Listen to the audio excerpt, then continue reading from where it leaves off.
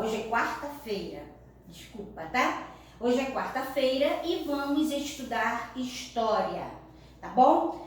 Bom, vocês vão abrir o livro na página 248 e colocar a data de hoje. Hoje são 12/8. Nós estamos no módulo 3 e o capítulo 6, ok?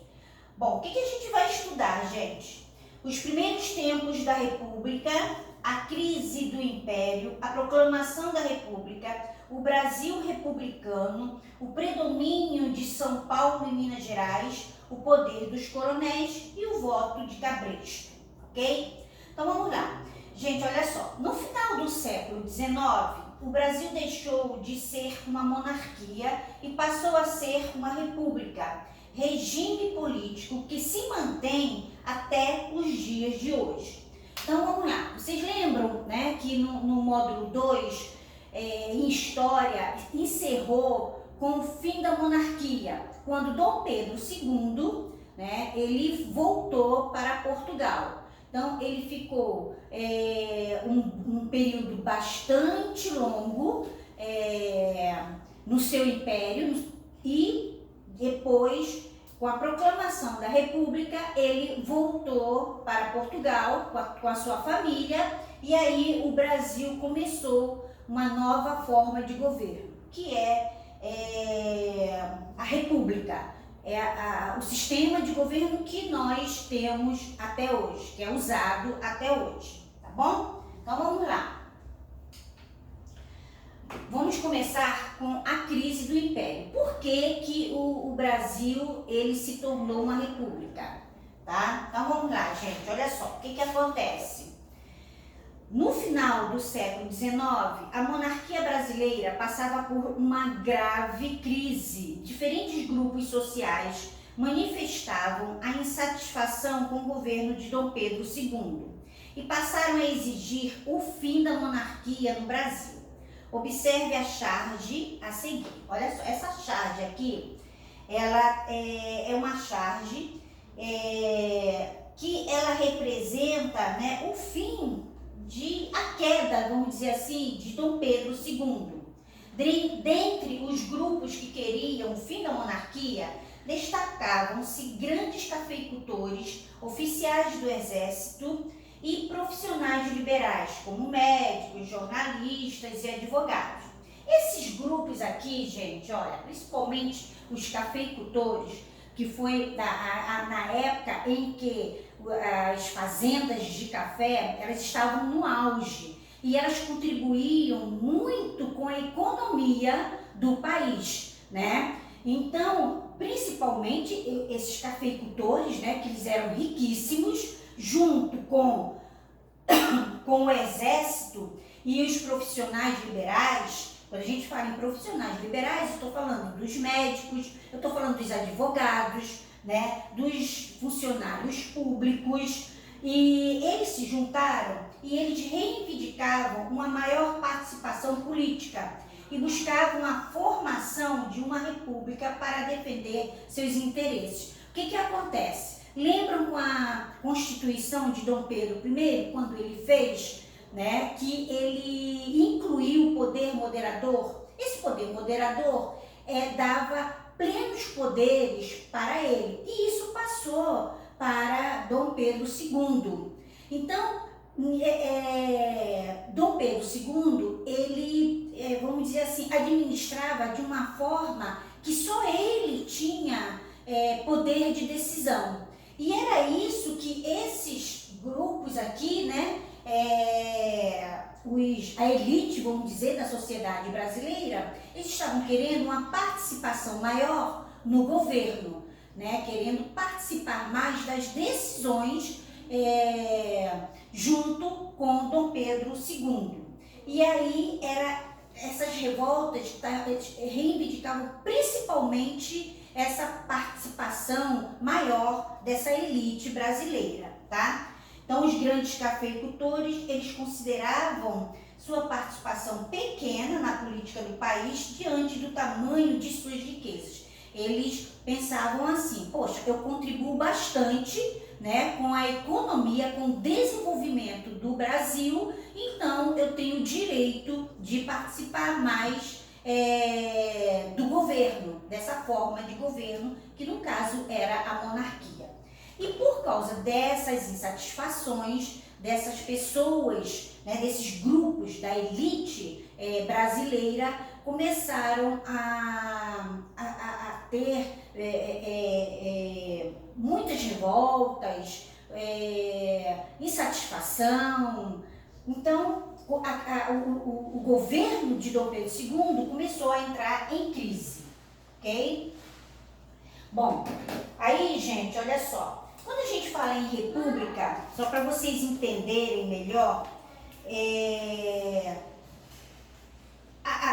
o que é república, né? É uma forma de governo na qual o poder vem do povo. Assim, o governo deve ser exercido de acordo com os interesses da população. Nesse regime, o governante é escolhido por meio do voto e seu mandato tem duração limitada. Era o que não acontecia na época da monarquia, né?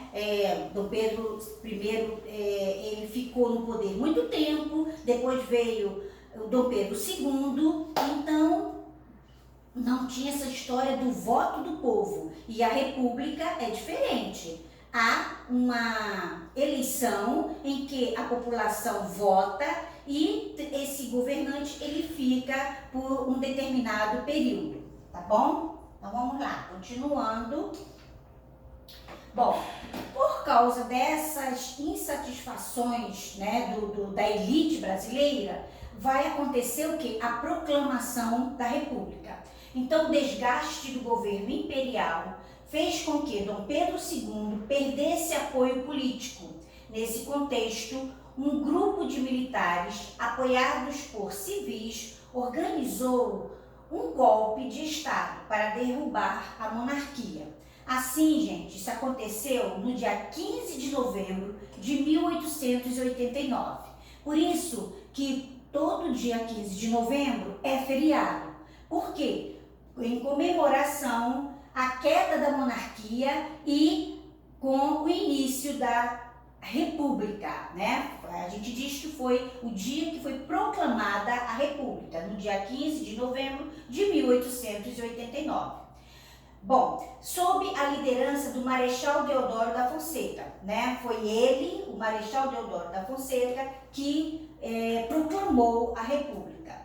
Mesmo que alguns grupos da sociedade brasileira estivessem de acordo com as ideias republicanas, a maior parte da população não teve qualquer participação no movimento que derrubou a monarquia. Ou seja, esse processo, gente, em que Deodoro da Fonseca proclamou a República, até esse momento não teve nenhuma participação, vamos dizer, da população. O movimento foi entre eles, ou seja, a elite brasileira, né? Como eu já falei, os cafeicultores, né? Os liberais, né? Os médicos, advogados e, no caso, os militares, tá bom? Então, gente, a proclamação da República aconteceu nesse lugar aqui, ó, onde é chamado hoje a Praça 15, tá?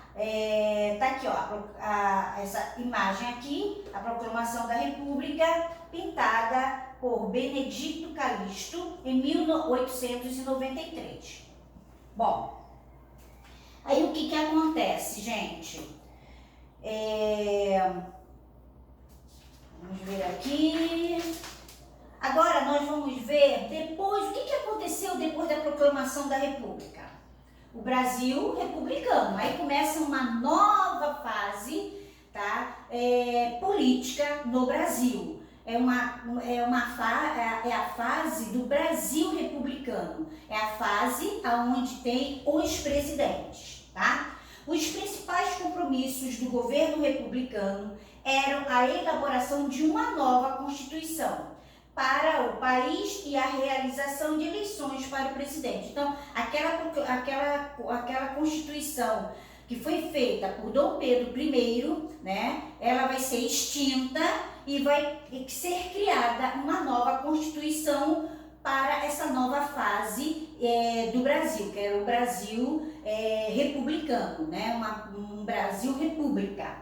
O predomínio de São Paulo e Minas Gerais. Aí, gente, começa agora um conflito entre o estado de São Paulo e o estado de Minas Gerais. Por quê? O estado de São Paulo, nessa época, ele era muito desenvolvido e ele tinha, vamos dizer assim, era um período vou explicar aqui, o período de cerca de 35 anos após a proclamação da República é chamado de Primeira República. Nesse período, vigorou a chamada política do café com leite, que consistia em uma aliança entre os estados de São Paulo e de Minas Gerais para dominar a política brasileira, tá? O que acontece, gente? Nesse período, durante a política do café com leite, ela se define da seguinte maneira. Durante a Primeira República, São Paulo ele era o maior produtor de café e Minas Gerais era um grande produtor de café e laticínios, ou seja, de leite. Por isso que é chamado política do café com leite. Por quê? São Paulo era um grande produtor de café e Minas Gerais um grande produtor de laticínios, né? Então, os derivados do leite. Por isso que era chamado café com leite, tá? Por isso, a aliança entre esses dois estados ficou conhecida como política do café com leite. Dessa maneira, por causa disso, a dominação política desses dois estados garantia que o governo federal concedesse privilégios aos cafeicultores sem levar em conta os outros grupos. É como se os outros estados, ficassem esquecidos.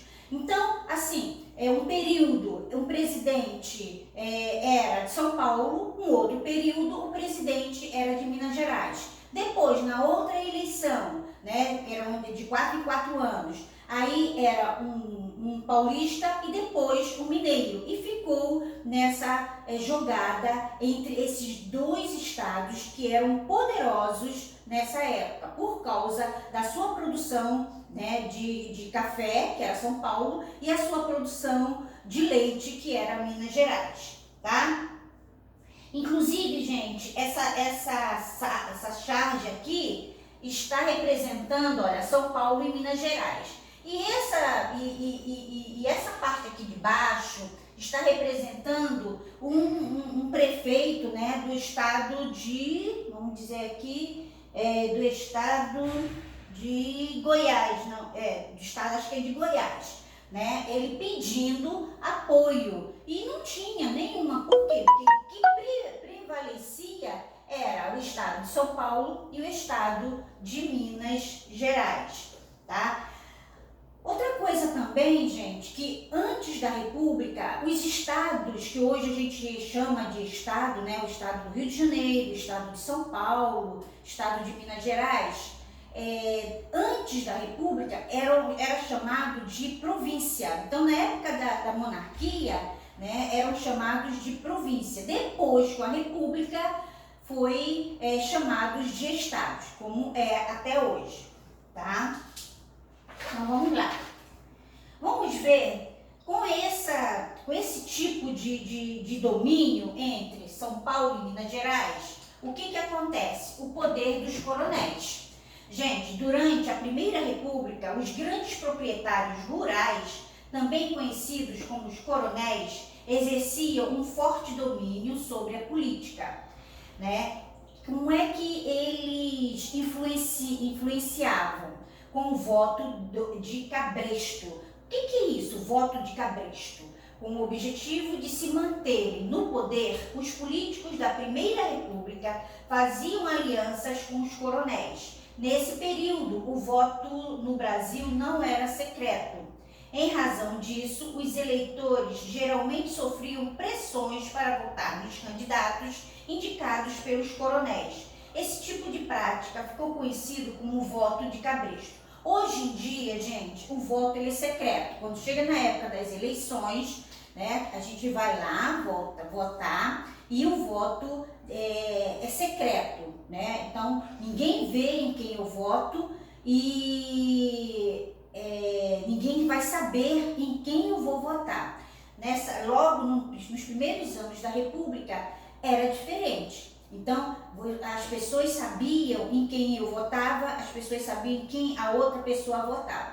Com isso, esses coronéis, eles se aproveitavam, né, e forçavam, enganavam as pessoas para que votassem no candidato deles. Ou seja, oferecendo algum benefício, oferecendo, vamos dizer assim, tá faltando telha para botar na minha casa. Eles prometiam, eu não tenho, tô com meus dentes todo ruim, então eu quero uma dentadura. Eles prometiam dar uma dentadura. Então, pequenas coisas que esses coronéis prometiam e dizendo que eles iriam conseguir, né, o que eles queriam se eles votassem no candidato desses coronéis. Então, era dessa forma que era, no caso, né, que o candidato ganhava a eleição, tá? Então, aqui nós temos mais uma charge,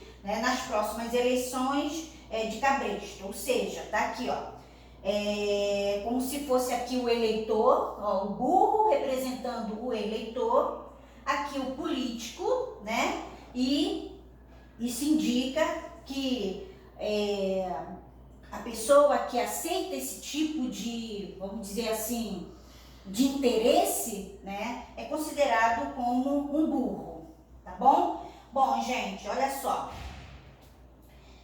Vamos lá, continuando. Então, acaba aqui, então. Agora, gente, vocês vão fazer as atividades do livro, tá bom? E depois a gente vai corrigir. Um beijo para vocês e até a próxima aula.